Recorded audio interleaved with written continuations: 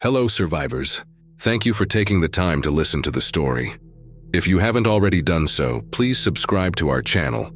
We appreciate it, and thank you in advance. Please leave the name of the city you're listening from in the comment section below. It helps us see our reach in the community. Let's start the story. My name is Carl Winslow. I'm 38 years old. I lost my sight 16 years ago to a degenerative disease that stole my vision gradually, then completely. I still remember colors, the deep blue of October skies, the amber glow of streetlights, the way shadows moved across walls. Those memories feel like photographs now, fading but precious. Since going completely dark at 22, I've learned to listen. The city talks to you if you let it. Engines rumble like rolling thunder.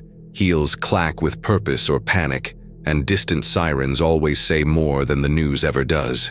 And I swear, I heard the world end, the garbage truck was late. I know that might sound trivial to you, but when you live by sound, routines become your compass. Every Thursday at 6:15 a.m., old Mickey cranks up that diesel beast 3 blocks down on Parsons Boulevard. The hydraulic whine, the crash of bins, the backup beeper, it's my alarm clock. Has been for 6 years, but not today. I lay in bed, counting heartbeats, listening to the wrongness seeping through my 4th floor windows. No bus engines idling at the stop below. The morning joggers were missing too. Usually I'd hear at least 4 pairs of sneakers hitting the pavement by now. Breathing patterns telling me if they were beginners or veterans. Nothing. Just wind rattling the glass and something else. Something I couldn't place. A tension in the air that made my skin crawl, like standing too close to power lines. I rolled out of bed, toes finding the familiar worn patch in the carpet. 23 steps to the kitchen. I know every creak in these floorboards.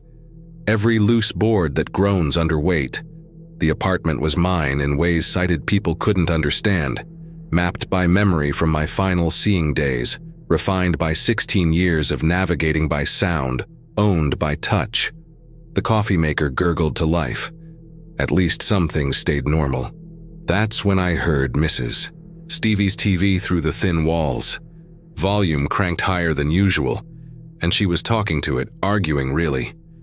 Her voice carried that edge people get when they're scared but trying not to admit it. Can't be right. Can't be right at all.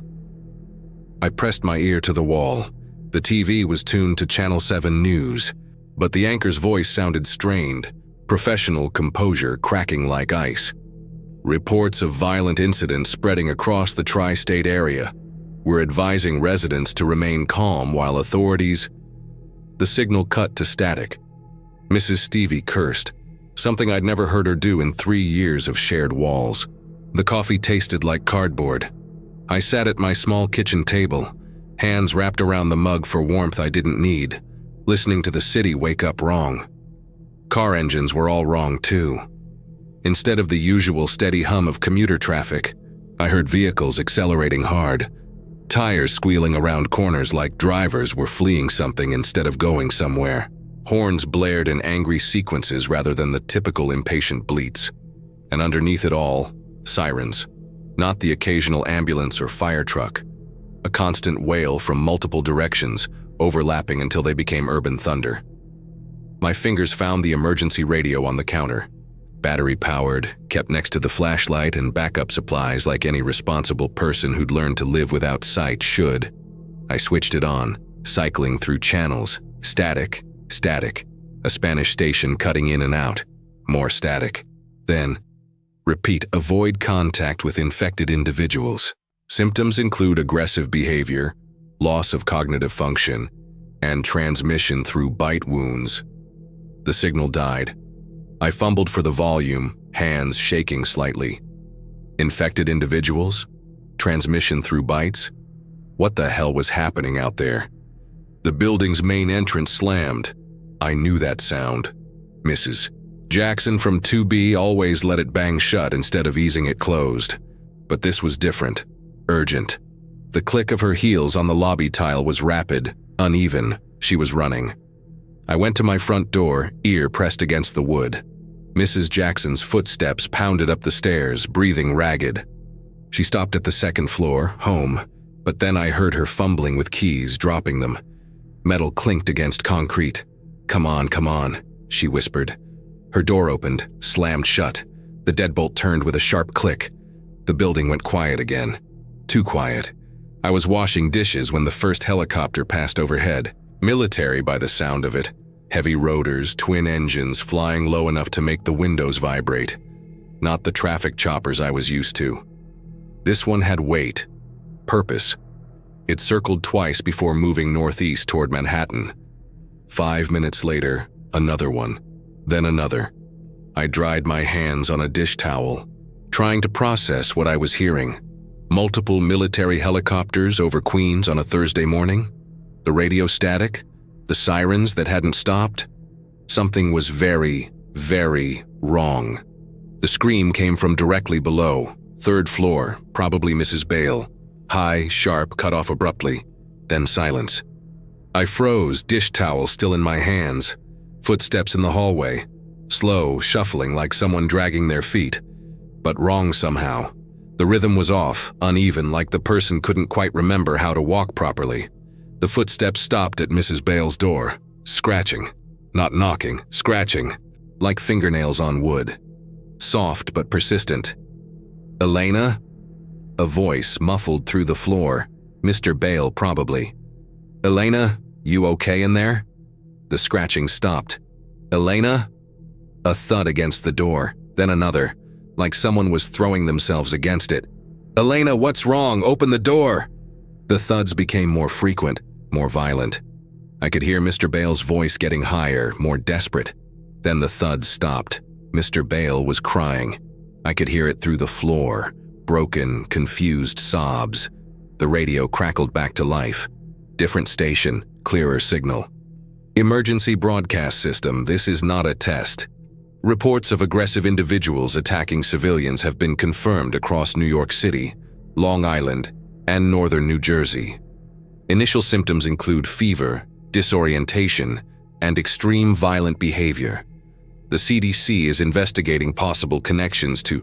Static swallowed the words. I adjusted the antenna, desperate for more information. "Do not approach anyone displaying these symptoms. Repeat, do not engage. Barricade your doors and windows. Wait for emergency personnel."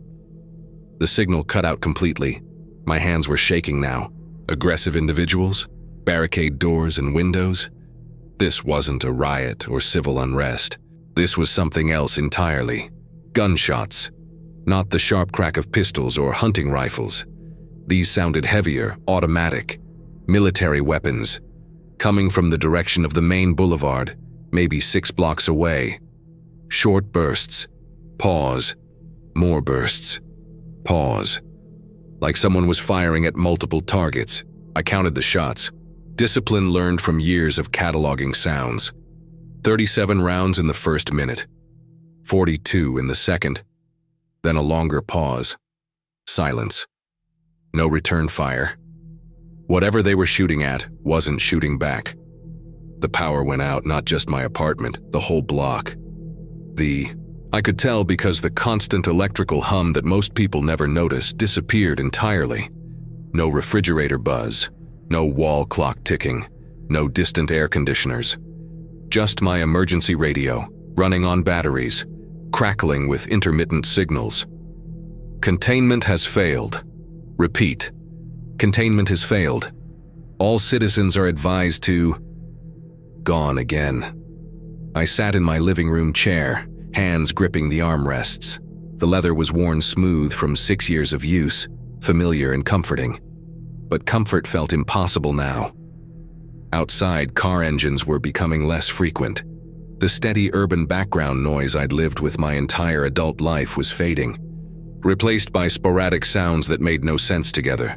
A lawnmower running at full throttle. Who mows grass during an emergency?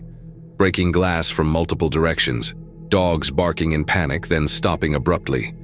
And underneath it all, carried on the October wind through my slightly opened window. Moaning. Not human moaning. Something else. Multiple voices, wordless and hungry. 2:41 p.m. Footsteps in the hallway again, But these were different from Mrs. Chen's frantic heels or Mr. Rodriguez's steady gait. These dragged, shuffled, scraped against the carpet, multiple sets of feet, moving slowly but steadily toward the stairwell. I crept to my door, ear pressed against the wood. The steps paused at what sounded like the second-floor landing. Then scratching, the same sound I'd heard at Mrs. Rodriguez's door. "Help!" a voice called out. Male, weak, barely audible. "Please, someone help me." The scratching continued. "I'm hurt," the voice said. Closer to my door now. "Please, I need help." Something about the voice bothered me. The words were right, but the tone was flat, emotionless, like someone reading lines they didn't understand. I didn't answer. The scratching moved to the next door, Mrs. Stevie's apartment. Then a sound I'll never forget. Fingernails raking across metal, leaving scratch marks on the steel door frame. "Help," the voice repeated. Same inflection, same tone, like a recording. Mrs. Stevie's TV was still on, running on battery backup, volume low. I heard her breathing through the wall in short, panicked gasps. The scratching stopped. Silence for maybe 30 seconds. Then a different sound, wet, tearing, like someone pulling apart raw meat with their bare hands. Mrs. Stevie screamed. The screaming had stopped 20 minutes ago. The building was silent except for the shuffling sounds moving up and down the hallways. Sometimes they paused at doors, scratching, calling for help in those same flat voices. I'd pushed my kitchen table against the front door, stacked chairs on top. Not much of a barricade, but better than nothing. The radio sat on my coffee table, cycling through static and fragments of emergency broadcasts. Bite victims should be considered extremely dangerous. Military checkpoints are no longer operational. God help us all. That last one sounded like it came from a local station before the signal cut out completely. I tried my cell phone. No service. The landline was dead too. I was alone with whatever was happening outside my door. Something heavy hit my door. Not scratching this time. A solid impact like someone had thrown themselves against it full force. The table shook. One of the chairs fell clattering to the floor. Another impact. Harder. I grabbed my walking cane, solid oak worn smooth by years of use. Not much of a weapon, but it was something. "Help!" came the voice from the other side. Different person. Female this time, but the same emotionless tone. "Please help me." The door shook under another impact. I backed toward the bedroom, cane raised. The table groaned under the pressure, but held. "I'm hurt," the voice continued, punctuated by rhythmic thuds against the door. "Please, I need help." The deadbolt rattled in its housing. My heart hammered against my ribs. I'd never felt so helpless, so trapped. In all my 16 years of darkness, I'd learned to navigate the world through sound and touch, to be independent despite losing my sight. But this was beyond anything I'd prepared for. The impact stopped. Silence. I stood frozen in my bedroom doorway, cane trembling in my grip, listening for any sound that might tell me what was happening. Breathing. Slow, ragged breathing from just outside my door. Sniffing. Like whatever was out there was trying to smell me through the wood. The sun was setting. I could feel it in the way the air temperature changed, the subtle shift in the building's acoustics as traffic noise faded to almost nothing. The breathing outside my door had continued for over an hour. Patient, persistent, never stopping. Sometimes joined by others, a whole group of them gathered in the hallway, breathing in unison like some horrible choir. I'd retreated to my bedroom, sitting on the edge of the bed with my emergency supplies within reach. Flashlight, spare batteries, the last bottle of water from my refrigerator. A kitchen knife I'd grabbed during a brief moment of courage. The radio was down to whispers now, battery running low. "Anyone still out there, stay hidden. They hunt by sound, by movement. If you can hear this, don't..." Static claimed the rest. I turned the radio off to save what battery remained. In the growing darkness of my apartment, not that darkness meant anything to me, I listened to the city die. No more car engines, no more sirens, just wind through broken windows somewhere below. and the patient breathing of things that had once been human waiting outside my door.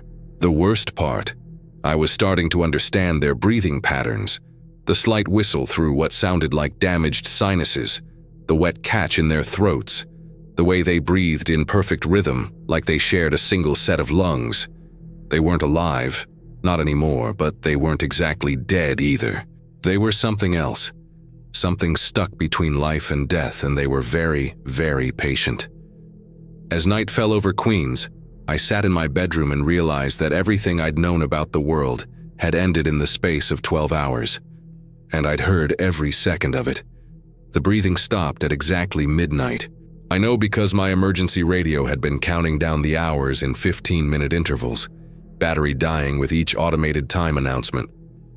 The last thing I heard before the circuits finally gave out was 12 a.m., October 18th.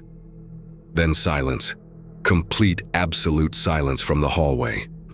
For the first time in hours, the patient breathing that had been my constant companion was gone. No shuffling feet, no scratching at doors, nothing. I sat on the edge of my bed, kitchen knife gripped in my sweaty palm, straining to hear anything that might tell me what had changed. My heart hammered so loud, I was afraid it might give me away to whatever was out there. Minutes crawled by. Still nothing. Maybe they'd moved on. Maybe they'd found easier prey elsewhere in the building. Maybe... The door exploded inward. Not the slow, methodical battering I'd expected. One tremendous crash that sent my kitchen table flying across the room, chairs scattering like startled birds. Wood splintered. Metal hinges shrieked as the deadbolt tore free from the frame. Cold October air rushed in, carrying with it the stench of decay and something else. Something sweet and rotten that made my stomach lurch violently. I rolled off the bed, hitting the floor hard, knife clutched against my chest. The impact drove the air from my lungs, but I bit back any sound that might escape. Footsteps entered my apartment, heavy, dragging, with that peculiar rhythm I'd learned to recognize through hours of listening. The infected moved like broken machines, all jerky motions and damaged coordination. Multiple sets of feet. At least 4, maybe 5. They shambled through my living room, bumping into furniture, knocking over the lamp I kept by my reading chair. No attempt at stealth or coordination, just mindless forward momentum toward whatever had drawn them here. Me. The smell of rotting flesh grew stronger as they spread out through the apartment. One of them knocked over my coffee table, sending books and magazines cascading to the floor with a series of heavy thuds. Another one walked directly into the wall with a wet impact, then turned and tried a different direction like a wind-up toy hitting an obstacle. But they kept coming, drawn by some instinct I couldn't understand. I pressed myself against the side of the bed, trying to control my breathing. The infected hunted by sound, by movement, by the scent of living flesh. Every heartbeat, every tiny shift of position, every exhale was a beacon guiding them toward me. Wet, rasping sounds filled the air as they breathed through damaged airways. One of them had developed a horrible wheeze, like air being forced through a torn bellows. Another made a constant low moan, wordless and hungry, that vibrated through the floorboards. The first one reached my bedroom doorway. I could hear it standing there, swaying slightly, probably scanning the room with those clouded eyes I'd never seen, but could imagine perfectly. Dead tissue didn't see well, but movement would catch their attention like a magnet. I held perfectly still, knife ready, counting my heartbeats and trying to calculate distances in the absolute darkness that was my constant companion. The thing took a step into my bedroom, then another. Its breathing was thick and wet, interrupted by occasional gurgles that suggested fluid in the lungs. Each breath sounded like drowning in reverse. My mental map of the room served me well. 8 feet from the door to my bed, 6 feet from my position to the closet, 12 feet to the bathroom, 23 feet to the kitchen if I could get past them. The infected creature bumped into my dresser, sending bottles of cologne and aftershave crashing to the floor. Glass shattered against hardwood, filling the air with the scent of artificial pine and cedar. The noise seemed to confuse it. It turned toward the sound, then away, then back again, like a broken compass trying to find magnetic north. That's when I realized my advantage. These things were driven by pure instinct, not intelligence. They responded to stimuli but couldn't think through problems or plan coordinated attacks. They were predators, but simple ones. Biological machines running on the most basic programming. And I'd been navigating this space blind for 16 years. I reached slowly for one of the fallen aftershave bottles, fingers closing around the glass cylinder. The liquid inside sloshed softly as I lifted it. With careful aim, I threw it toward the far corner of the room, near the window. The bottle shattered against the wall with a sharp crack. Immediately, all the infected in my apartment turned toward the sound. I could hear them shambling in that direction, drawn by the noise like moths to flame. Wet footsteps, labored breathing, the scrape of damaged limbs against furniture. While they investigated the broken glass, I moved. 16 years of practice had taught me to navigate silently through this space. I knew which floorboards creaked under pressure, which spots to avoid, how to move without disturbing the settled dust on my nightstand or the loose change I kept in a small dish by the door. I slipped out of the bedroom and into the bathroom, closing the door as quietly as possible behind me. The lock was flimsy, a simple push-button mechanism that wouldn't stop a determined child, much less a desperate infected. But it might buy me a few extra seconds to think. Through the thin bathroom door, I could hear the infected growing agitated. They'd reached the broken glass and found nothing living. Now they were spreading out again, bumping into walls, moaning with the frustration of predators who had lost their prey's scent. One of them tried the bathroom door handle. The cheap lock held, but barely. The door rattled in its frame as something heavy pressed against it from the other side. The pressure was constant, methodical, like a machine testing the structural integrity of an obstacle. Then came the scratching, fingernails raking across wood, persistent and mindless. The sound sent chills down my spine, nails on a chalkboard amplified by desperation and hunger. I looked around the small bathroom for anything that might serve as a weapon. A plunger with a wooden handle, a toilet brush with plastic bristles, a can of shaving cream that might work as a projectile. Not exactly an arsenal, but better than nothing. The scratching grew more violent. Other infected had joined the first one, all focused on the door that separated them from their prey. The combined weight of their bodies made the hinges groan ominously. I could hear them on the other side. At least 4 distinct voices moaning in harmony, creating a sound like wind through a broken pipe organ. Their breathing had synchronized into a rhythm that spoke of shared purpose, even without intelligence. The door wouldn't hold much longer. I climbed onto the toilet seat and fumbled with the bathroom window latch.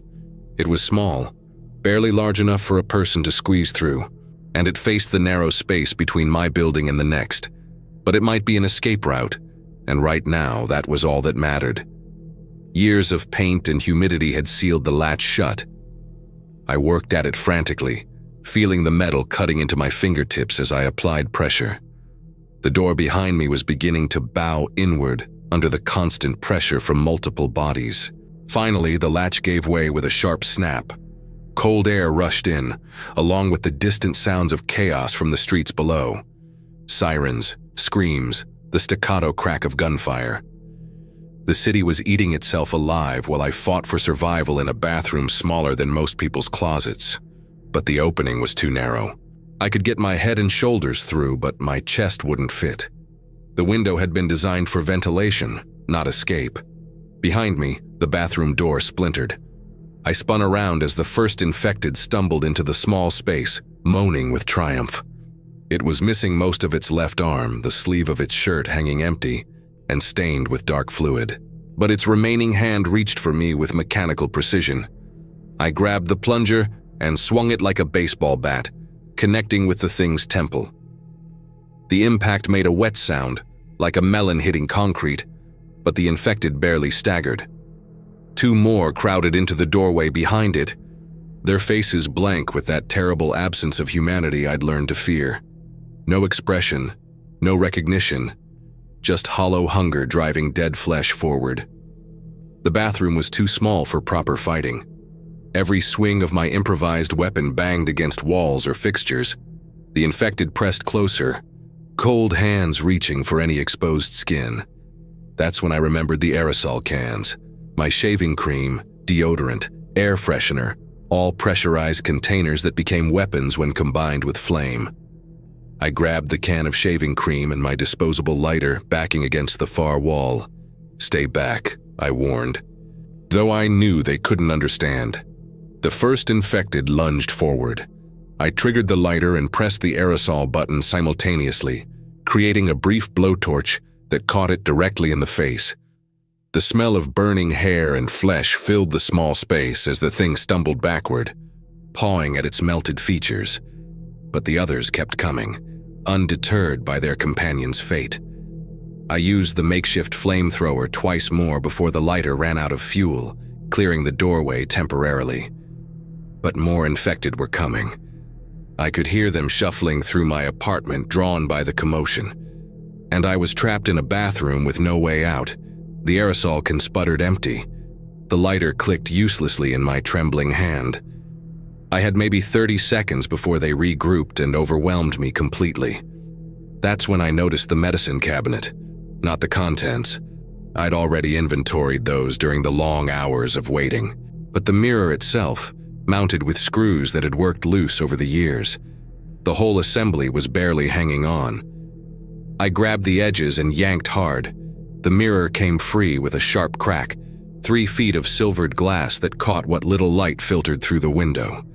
The next infected to enter the bathroom walked directly into the mirror's edge. Glass punched through its throat, severing whatever vital connection still functioned in its reanimated nervous system.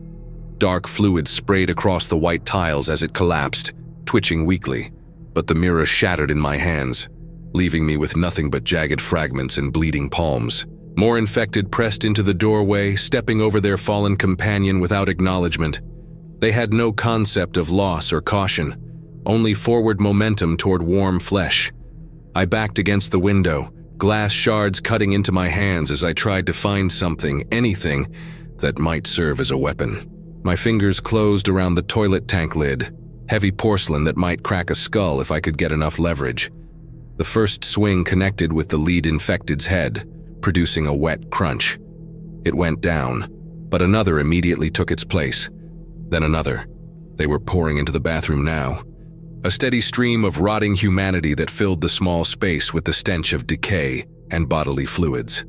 I swung the porcelain lid again and again, each impact jarring my arms and shoulders. But there were too many of them, and they didn't feel pain or fear or fatigue.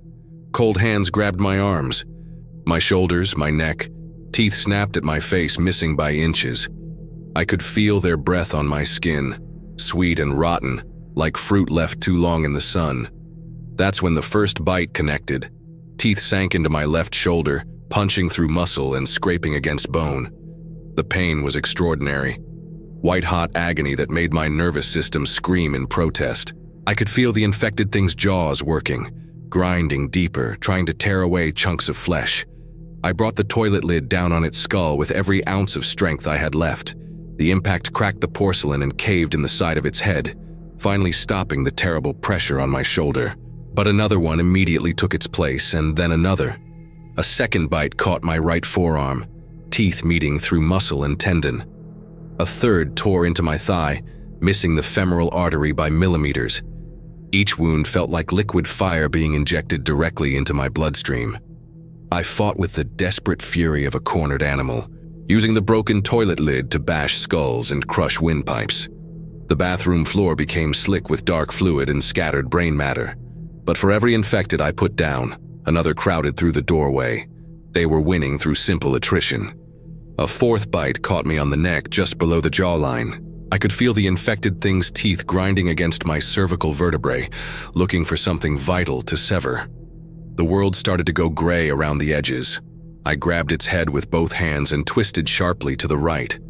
The neck snapped with a wet crack and the thing collapsed on top of me. But the damage was done. I'd been bitten multiple times, infected with whatever pathogen had turned an entire city into mindless predators. I could already feel it spreading through my bloodstream, a burning sensation that raced along my nervous system with biological efficiency. I was going to become one of them. The thought should have terrified me, but instead I felt strangely calm. Maybe the infection was already affecting my brain chemistry. dampening fear responses the same way it eliminated pain sensitivity in its victims. But I wasn't dead yet, and I wasn't going to go quietly. The remaining infected in the bathroom seemed to sense something had changed. They circled me warily now, moaning with uncertainty. Maybe my scent was already shifting, marking me as no longer entirely human. I still had fight left. The broken porcelain lid had sharp edges that could punch through eye sockets and temple bones, and I still had enough coordination for one final effort. What followed was less a battle than a massacre. I fought with the fury of someone who had nothing left to lose, driven by rage and desperation, and the certain knowledge that this was my last stand. I crushed skulls against bathroom tiles. I drove porcelain shards through eye sockets and into whatever brain tissue remained functional in their reanimated heads. I used the toilet bowl itself as a weapon, slamming heads against porcelain until they cracked like eggs. When it was over, I stood alone among the corpses, breathing hard, covered in dark fluid that might have been blood or something worse. The bathroom looked like an abattoir, bodies piled 3 deep, walls splattered with gore, the floor so slick I could barely keep my footing. But the victory felt hollow. The bites were already beginning to burn with infectious heat. Whatever transformation these things had undergone, I was about to experience it firsthand. I stumbled out of the bathroom and collapsed onto my living room couch, no longer caring about the noise I was making. Let more infected come. I'd be one of them soon enough. The fever hit like a freight train. My body temperature spiked so high I felt like I was burning from the inside out. Sweat poured from every pore, soaking my clothes and pooling on the leather beneath me. Then came the chills, bone-deep cold that left me shivering uncontrollably despite the fever. My teeth chattered so hard I was afraid they might crack. The contrast between burning heat and Arctic cold was like being tortured by competing elements. Hallucinations followed. Voices of people I'd known before losing my sight 16 years ago. The faces of doctors who had delivered the news about my degenerative condition. Memories of colors I thought I'd forgotten. The deep blue of October skies. The amber glow of streetlights. The way shadows moved across walls. I saw my father's garage where I'd spent countless hours as a child, learning to identify tools by touch and sound. I heard my mother's voice reading bedtime stories in the weeks after my diagnosis, when we'd both pretended everything would be normal again. Most vivid of all, I remembered the last sunset I'd ever seen. Standing on this very fire escape, 22 years old and desperate to memorize every detail before the darkness claimed me forever. The way the light had painted the Queen's skyline in shades of gold and crimson, like the city itself was on fire. At some point, I must have lost consciousness completely. When awareness returned, the first thing I noticed was warmth. Not the feverish heat of infection, but gentle, natural warmth spreading across my face and chest. It took me several minutes to identify the source, my brain struggling to process sensations that didn't match my expectations. Sunlight. Real sunlight, streaming through my living room windows, heating my skin with the promise of a new day. But that seemed impossible. I'd been fighting infected in the middle of the night. How long had I been unconscious? I tried to sit up, expecting to feel the disorientation and mindless hunger that characterized the infected. Instead, I felt normal. Better than normal, actually. The exhaustion and pain that had been my constant companions for the past 2 days were completely gone. That's when I noticed the silence. No moaning from the hallways, no shuffling footsteps, no scratching at doors. The building was quiet in a way it hadn't been since the infection started spreading. I touched my shoulder gingerly, expecting to find the ragged wound where infected teeth had torn through muscle.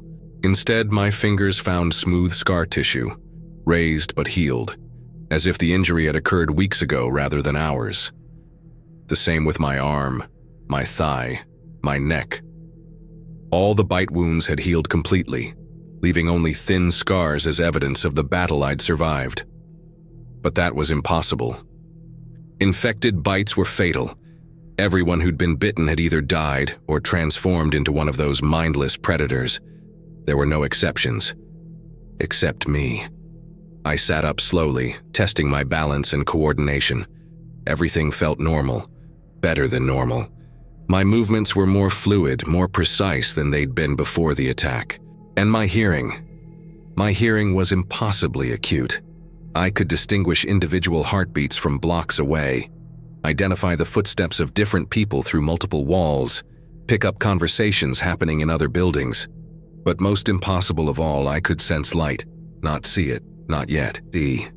But I could feel the presence of illumination in ways I hadn't experienced since losing my sight. The warmth of sunlight had weight and texture, like a physical presence filling the room. I closed my eyes and concentrated, trying to understand what was happening to me. That's when the first flicker appeared. Not vision exactly, but the suggestion of vision, a faint impression of brightness and shadow playing across my closed eyelids. For 16 years, my world had been absolute darkness. Now something was stirring in the neural pathways that had gone dead when my degenerative disease destroyed my optic nerves. I opened my eyes slowly, afraid of what I might or might not see. Light. Dim and blurry, like looking through frosted glass, but unmistakably real. The world exploded into shape and shadow and color. My living room resolved around me in soft focus. The couch I was lying on. The coffee table I'd knocked over during the fighting. Windows revealing a morning sky painted in shades of amber and rose. Everything was indistinct, like viewing the world through gauze but recognizable. Colors.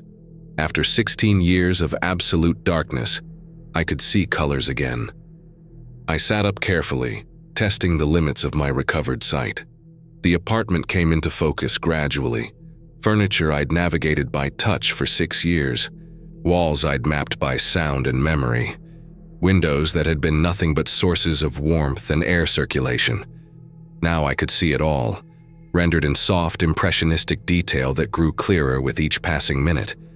And the bodies. The corpses of the infected I'd killed during the night lay scattered throughout the apartment. No longer moving, no longer breathing. Dark fluid had pooled around them, staining my hardwood floors with evidence of the battle I'd somehow survived. I was alive. The infection hadn't killed me or transformed me into one of them. Somehow, impossibly, it had given me back my sight. I stood slowly, marveling at the simple act of walking without my cane, without trailing my hand along walls for guidance. My enhanced vision was adapting quickly to changes in light and shadow, revealing details I'd forgotten existed. The bathroom mirror showed me a face I hadn't seen in 16 years. Older than I remembered, marked by stress lines and premature gray, but undeniably mine. The bite marks were visible as thin scars across my neck and shoulder, but they looked months old rather than hours fresh. My eyes were different too, still brown, but with flecks of gold that caught the light in ways they never had before. The pupils responded normally to changes in illumination, but there was something else there, an intensity, a depth that hadn't existed before my transformation. I was immune. Not just immune, enhanced. Whatever virus or bacteria these things carried, my body had not only fought it off, but used it somehow. The same pathogen that turned normal people into mindless predators had partially restored my vision and accelerated my healing to impossible levels. The irony was staggering. In a world gone dark, I'd been given back the light. I spent the next hour exploring my apartment with new eyes, seeing familiar spaces rendered in detail I'd forgotten was possible. The morning light revealed damage from the fighting, broken furniture, bloodstains, gouges in the walls where I'd used makeshift weapons. But it also revealed beauty I'd missed during my years of blindness. The way dust motes danced in sunbeams, the pattern of shadows cast by window frames, the rich brown of hardwood floors I'd only known by texture and sound. Outside my windows, queens stretched away under the morning sun. Smoke rose from scattered fires throughout the borough. Abandoned cars littered the streets like toys discarded by a giant child. In the distance, I could see military helicopters circling something that might have been a refugee camp, or might have been a mass grave. The world had changed fundamentally in the space of 48 hours.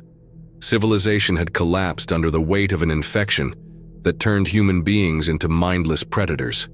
Everything I'd known about society, about safety, about the basic assumptions that governed daily life. All of it was gone. But I was still here, still alive. And for the first time in 16 years, I could see what came next. I gathered what remained of my emergency supplies: canned food that had survived the fighting, bottles of water, a first aid kit I wouldn't need for my own wounds. The radio was destroyed, but my cell phone had somehow survived the battle. No signal, but the camera still worked. I needed to document what had happened, what I'd become. Others might be immune too, and they'd need to know that survival was possible. But first, I wanted to understand the extent of my transformation. I examined my reflection more carefully, looking for signs of the change that had saved my life. The scars were obvious, but there were subtler differences too. My skin had a healthier color than I remembered, and small imperfections, old scars, age spots, even some wrinkles, seemed to have faded. Enhanced healing wasn't the only change. My sense of smell had become almost canine in its precision. I could detect the lingering scent of fear in the apartment, the metallic tang of spilled blood, the chemical signature of the infection itself, and my hearing remained impossibly acute. I could track individual sounds through multiple walls, distinguish between the footsteps of normal humans and the shambling gait of infected, pick up conversations happening blocks away. I was no longer entirely human, but I was alive, and I could see, and that had to count for something. I walked to my living room windows and looked out at the city I'd called home for 6 years. The damage was extensive, smoke rising from dozens of fires, abandoned vehicles creating impromptu barricades, bodies lying motionless in streets that should have been filled with morning commuters. But there were also signs of life. Movement in windows of distant buildings, smoke from chimneys that suggested people were still cooking, still maintaining some semblance of normal routine. The infection hadn't won completely. Not yet. I could hear them too. Survivors trying to stay quiet, infected wandering aimlessly through empty streets, the occasional sound of gunfire as someone fought back against the new reality. Some of those survivors might be like me, immune, enhanced, transformed by the same virus that had destroyed civilization. But that was a question for tomorrow. Today, I just wanted to sit in my reclaimed apartment and process the miracle of vision restored. To see sunlight streaming through windows I'd only known as sources of warmth. To watch shadows move across walls I'd navigated by touch and memory. The world had ended in darkness and chaos and screaming, but it was beginning again in light and possibility and hope. And for the first time since I lost my sight 16 years ago, I could see exactly where we were going.